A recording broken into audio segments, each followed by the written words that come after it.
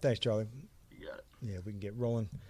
I know many of you have been asking about the thought process of Jaden being in the game in that situation. I get that. I've been thinking about it, honestly, nonstop, too. And, for me, the answer is, man, I missed it. But I would, I'll fill you in on my thought process. At the start of the fourth quarter, I guess it was probably like 12 and a half minutes left in the game. And that was going to be the last drive for a couple of guys, Jaden and Zach and Debo and LT. And so we weren't going to have any read run plays and meaning no carries, for the quarterback on a run. And honestly, man, that's where I missed it.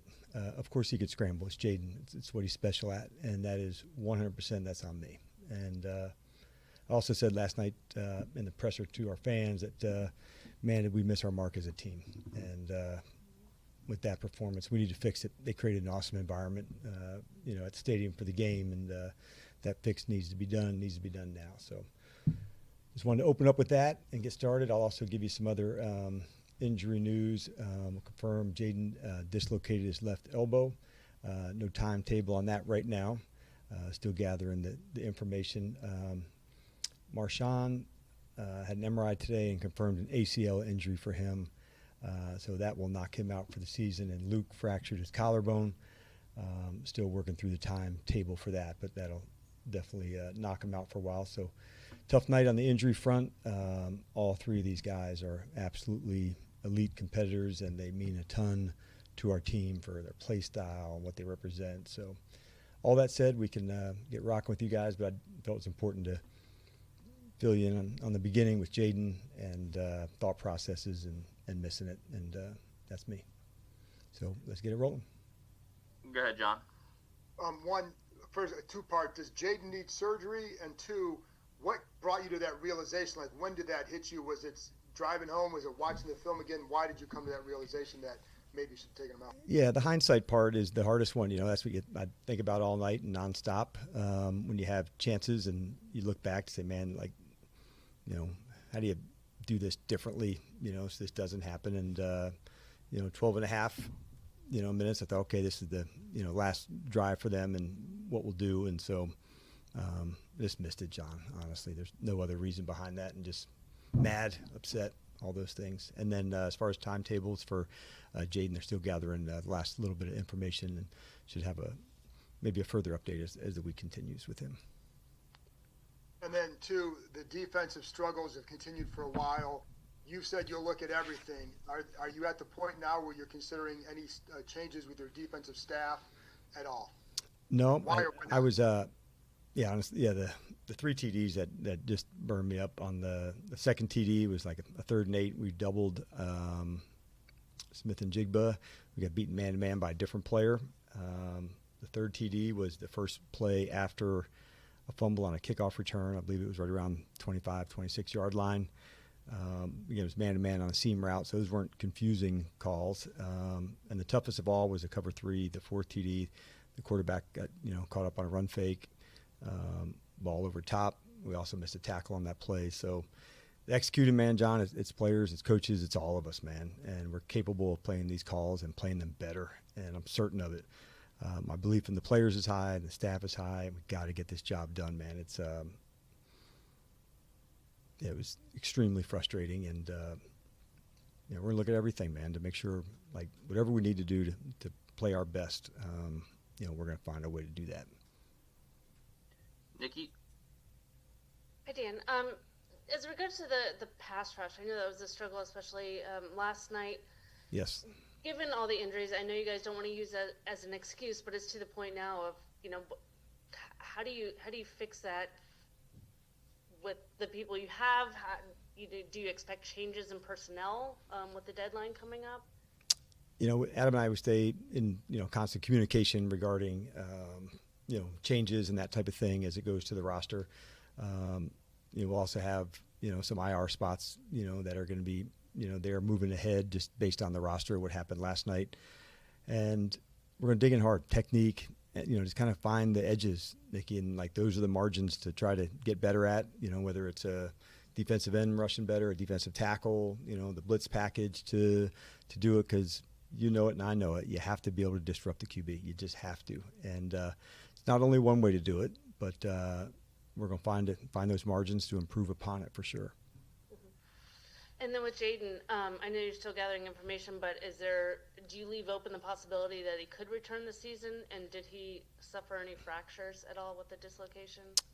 Nope, just the dislocation. So that was a good space. And like I said, I'll have a little bit more once they do like all the final, checkups and opinions and that type. But, by Wednesday, Thursday, I'm sure I'll be able to update that a little bit further once, other opinions and those things are there. But it'll knock him out for a while for sure. Tom? Dan, I hate to ask a hypothetical question, but depending on the team's record, even if Jaden is healthy enough to return later in the season, can you foresee any situation where the team would hold him out even if he's healthy enough to play? Yeah. I hate that you went hypothetical too. You didn't have to. I haven't even gone there, Tom, honestly, dude. That's a way down the line space to get into. Kind of really worried about this weekend to go. So we haven't discussed any of that. We haven't had any topics on that at all. More short-term question. Can you provide any update on Terry? And does the bye week coming up and the Madrid trip, does that have changed how you're going to proceed with him at all? Yeah. We haven't gotten all the medical stuff, obviously, just with everything last night. But I don't foresee, him making it in for this weekend. And that definitely has an effect on it, Tom, of when that return to play could be. And, knowing that it's game, bye, that definitely has an effect. But we don't have a timetable that I can give you today about where it's at. But I would say it'd be unlikely, heading into where we're at. But I think I can give you more update on him in 2 or 3 days. David Aldridge? Dan, just housekeeping on the quarterback. I assume Josh is up, and now Sam's the third. There won't be any. Would there be anybody else brought in at this point? No, Dave, not at this point. No. The injuries that you have across both lines of scrimmage and now on teams. I mean, does that fundamentally limit you in some of the things that you can do now going forward?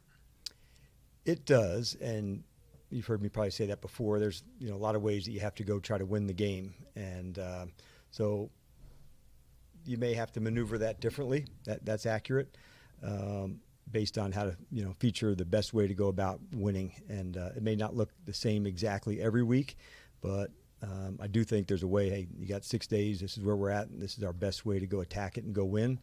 And we'll need to do that for sure. JP? Hey, Dan, I know you said no changes coming on the defensive staff, but what about moving guys around, maybe bringing Joe Witt down to the field? Any of that under consideration? Yeah, you might have some insider scoop going on there, JP. We are going to do that. And so Joe will move down from the press box onto the field this week. And we're going to dig in hard on changes we can make, to make an impact and make a difference. And that's one that we will do. What are the possible advantages? How does that help? The advantages, Joe's, obviously an excellent communicator and teacher. And so when a play comes in and you need to go get it corrected right away, you can, get right to it. And when the advantage of seeing the game from the highest point, JP, especially on the defensive side, he gives you, a specific vision of a route and things to go, and you can be ahead of it. That's the advantage of it. And so for him being down on the field, we just felt like it's a change that needs to be made, and get into that space. And it may not be forever, but that's what we need at the moment. Thank you. You're welcome. Scott? Hey, Dan, we obviously hear and see the remorse from you with what happened with Jaden. Curious if you had a conversation with Jaden yet today, and what were those words like? What was that conversation like if you did speak with Jaden? Yep. Yeah, I got a chance to visit with him last night, post-game, and again today. And just, we have a good relationship, Scott, honestly. Just talk through the game, things, the highs and lows, like all of it. And it's just nice to know you have honest conversations where we're at, what we need to do, and but it's something that we would do on a regular basis for sure. And the last 3 games, Dan, you guys have lost by at least 21 points. From your perspective, I mean, what is that like? I mean, I know you're a competitor, so losing 3 straight games by at least 21 points, what is that like from your eyes? Yeah, it's difficult, Scott, for sure. And that's what, talking to the team about today, we're not staying on this trajectory, but it is where we are. And that's what the record is. And that's what the facts tell us. But I also know, like, we got a lot of smart, tough, players, coaches to get together to fix that so that doesn't happen. Like I said, we got, 6 days, fun-ass NFC matchup here at home. And we've got to come up with better solutions, better things that we need to do to play at our best. So everybody's upset, frustrated, mad, like all the emotions that you would think. And how do we channel that, to play better and to find things? Because what we're currently doing isn't hitting the marks. And so we don't want to stay doing that. So here's the adjustments and the changes that we'll make, whether that's personnel, moving around coaches, honestly, we're like ready to dig in and find any answer that can take us to that spot. Deshaun? Dan, I know, not last year obviously didn't happen, but in your past as a head coach, you've led teams that weren't having the best season or may not be having the season that they expected. In those moments as a head coach, how do you ensure that, you don't have situations where guys may be, checking out just because things aren't going your way? Yeah, I think that's when you got to lean in the hardest, Deshaun. During the best of spaces, that's when standards and things, are pretty easy to follow. It's in the hardest spaces that you're able to lean in on it. And we're fortunate about the group that is here, what they stand for. And, being in the team meeting today, it's hard, man. But we're also the ones that got into it, and we're the same ones who are going to get out of it. And you got to own all of it, man. That's really where we start. Like, you own it. This is not a spot to, place blame. It's a spot of, how to fix it. And so that's what we lean in on the hardest. And yeah, we know we're capable of doing that. But you just dig in one at a time, man. As cliche as it sounds, you just absolutely go for it for the next moment in the next game. All right, we got time for 2 more. Let's go Ben and then Candy. Hey, Dan, I know it was sort of weird circumstances that put Josh Harris on the sideline with you guys last night. Did you guys have a chance to talk with him about Jaden or where you guys are as a team after the game? Yeah, we visit together before every game and after every game. So yeah, that's a normal process for us. And I get you're still focused on this season and what you guys can do to turn this around. Based on where you guys are though, does it give you any thought of leaning more into youth when there's a decision to be made about who's playing or who's not? Yeah, I think it leans into performance, Ben, really that's where we're at, and let's make sure we find the right spots, find the right answers.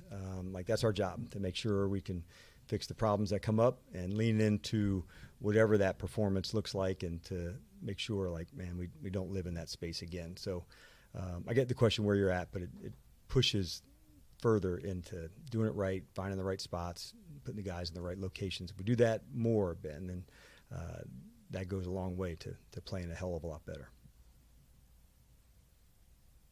Hey, Coach. I kind of have a 2-part question. I'm going to try to put it in one. Okay. Last season we consistently heard anybody, anywhere, anytime. We consistently heard the ball is life, all of the mottos, all of the things that really then would show up on game day. And then you kind of move forward to this season. I distinctly remember that preseason game against New England, and you were pissed. And we've seen you pissed a lot. So what do you think is I guess if it was one thing, you would nail that, as you've shared with us before.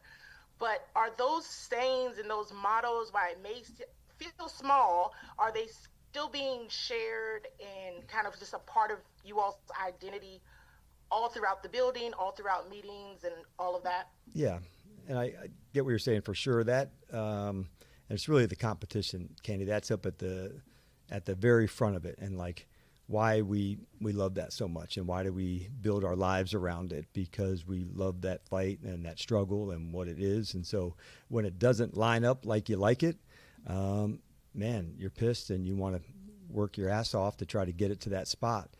So yes, we still talk into those same spaces. The inconsistency that we've performed with would lead you to believe that we haven't, but that is really more philosophical to make sure these are some really important tenets of our program, the competition part, on the ball. And so those are things that, yeah, we absolutely hit in weekly, daily, all of it.